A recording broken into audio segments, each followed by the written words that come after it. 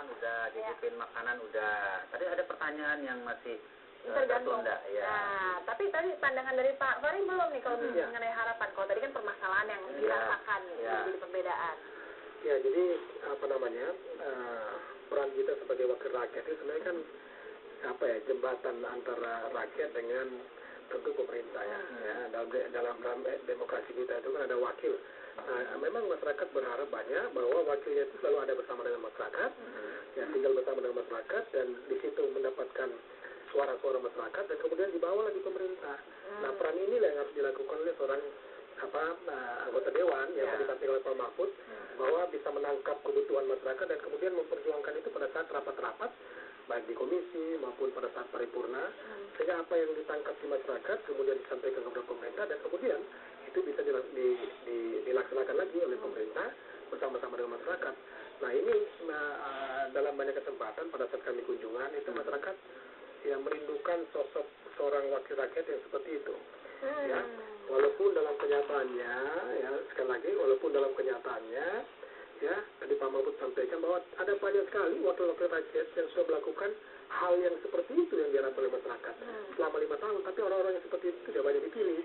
Nah, itu yang banyak dipilih. Ini menarik buat berita, Pak. Nah, ini menarik. Nah, tapi saya kira juga selain datang dari diri daripada wakil rakyat sendiri itu, kita juga diikat oleh yang namanya Undang-Undang MD3.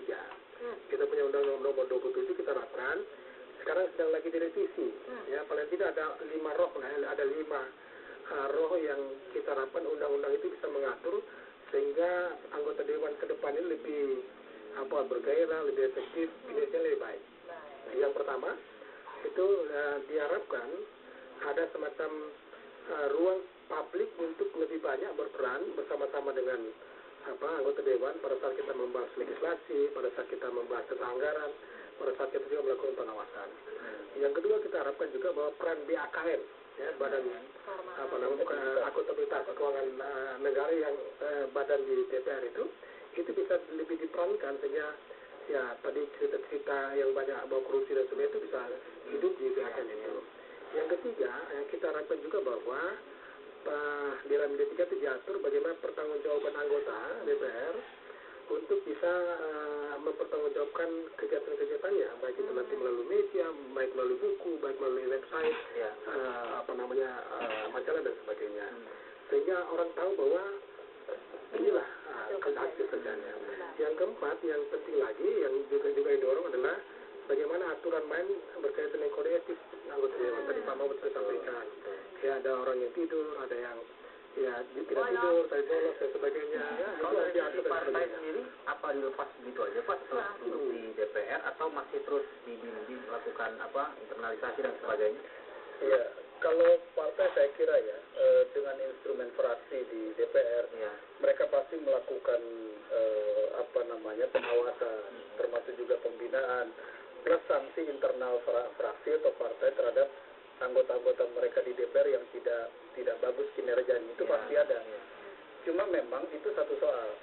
Tapi bagaimana hubungan anggota DPR dengan konstituennya, dengan masyarakat di daerah pemilihannya, itu soal lain lagi. Ya.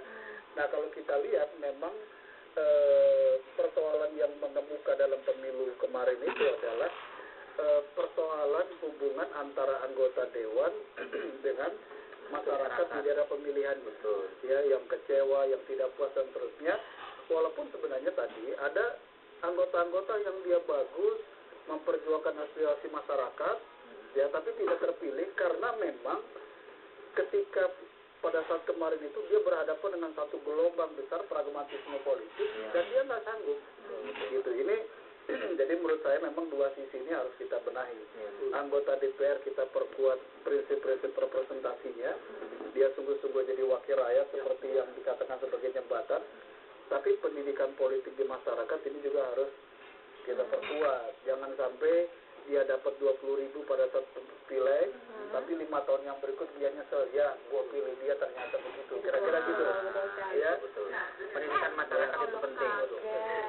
Jangan buat teriak-teriak di atas tower, Pak. Aduh, jangan dong. Masih aja dong buat juga. Saya kan sebenarnya pengen minta harapan yang coba disampaikan sama beliau. beliau ini harapan rakyat ini. Saya kan tahu persis dengan kebutuhan ini, kabar harga, Mari jadi tani. Saya tahu Bapak, Mahfud MD, Mahfud Rizik. Saya tahu, saya lihat ada fotonya di Cirebon. Emang udah kata jalan diikutin. Harapannya apa nanya Pak? Seingat saya pernah jadi caleg dulu ya. Iya Pak. Gagal. Dianya gagal, partainya juga gagal Pak. Karena yang sering naik tower tuh biasanya caleg yang gagal. Kalau dulu saya jalan tower Pak, masuk ke Pasar. Harapannya jelas. Harapan kita ya sebagai saya sebagai rakyat, semoga-moga nanti Bapak berdua kalau sudah jadi, tolong keluarga saya dipikirin.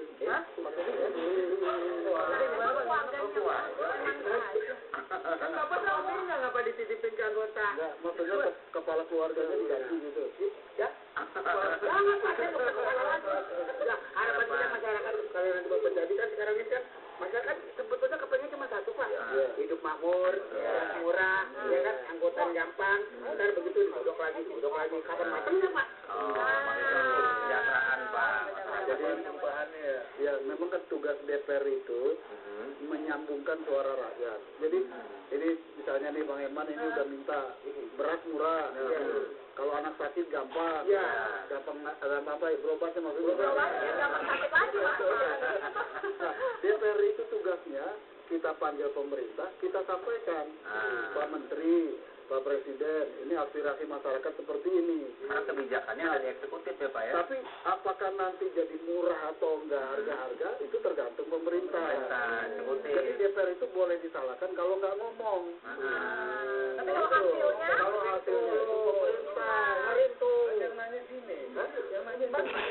Oh iya. Gitu karena begini Mbak. Ya, ini sering Karena seringkali anggota DPR ini beliau kemarin juga pasti mengalami. Kita ke daerah ke masyarakat. Orang ngeluh jembatan rusak. Seolah-olah itu tanggung jawab. Padahal bukan. Ya. Berobat rumah sakit mahal, yang dimarahin anggota DPR, dianggap kita nggak kerja. Padahal tugas kita bikin undang-undang, menyiapkan anggaran, tapi pelaksanaan itu ada di pemerintah. Betul.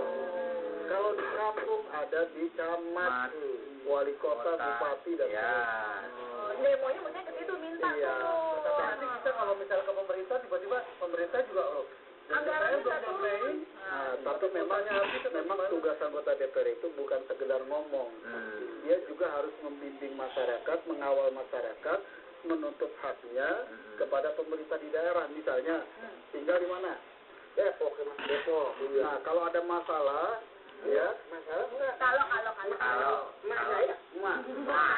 Ya, masalah. Mak saya. Kalau ada salah, ya ada salah. Ya.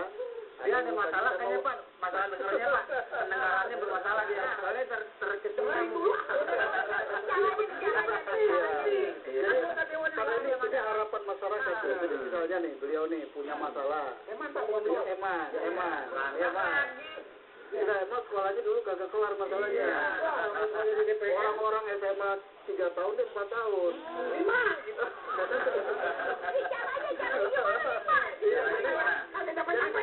Jadi bukan saja dia ngadu ke saya terus saya ngomong ke pemerintah, tapi saya harus membimbing beliau, Eman, ya, datang ke wali kota atau datang ke camat, ikut nyelesain masalah. Masyarakat tuh kepinginnya begitu. Aja Pak, bawa Pak, saya bukti Pak ya. Jadi sungguh-sungguh hadir, kalau istilah beliau ini hadir bersama masyarakat, sehingga benar ini wakil saya bukan cuma lagi rapat, bukan cuma lagi di TV, tapi di masyarakat hadir.